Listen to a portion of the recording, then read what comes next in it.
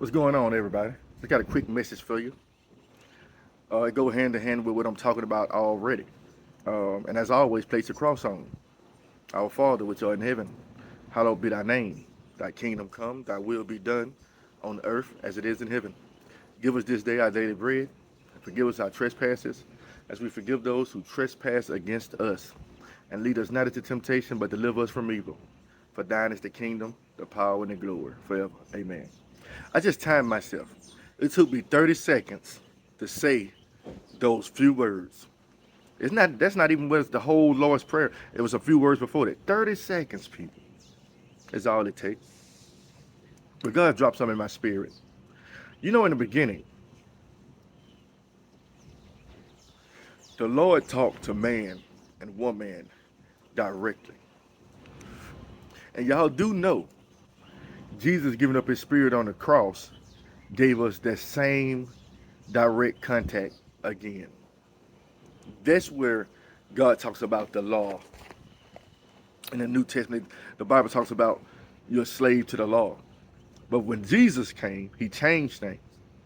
You see, back then, before the law was written, men and women that followed after the Lord, they followed him with their heart. Now, we have the Bible to teach us, to draw us closer to God. But once you start learning the Bible, and you start seeing, you're like, wow, they talk to God like it was regular. They inquired of him. They dreamed, and he came to them in dreams in so many different forms. And I'm going to get to a story tomorrow when Jacob wrestled with an angel. Now, you see, we're not seeking after those heavenly things anymore. You see, they sought the Lord so much in the Old Testament, especially in Genesis. Genesis is a very important book that you need to read and study and see how they commune with the Father. You understand? You see, after a time period, you'll pay attention, he started setting up priests and stuff because people started distancing themselves from the Lord. So he put men and God in their place. Do you understand?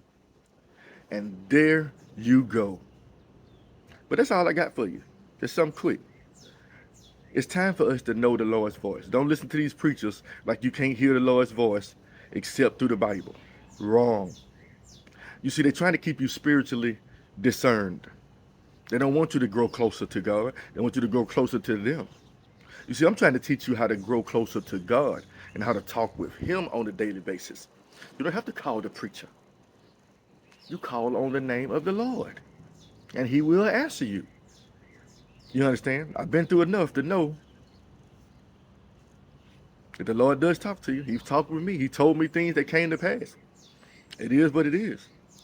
You know, you ain't got to believe it. I'm trying to tell you, you can reach the same enlightenment. God didn't give me this gift to hide it. He gave me the gift to spread it to other people. So, you want to get to know the Lord's voice? Please tune in for the next few days, probably a few weeks. We're going to get in tune with the Lord's voice. Have a blessed day.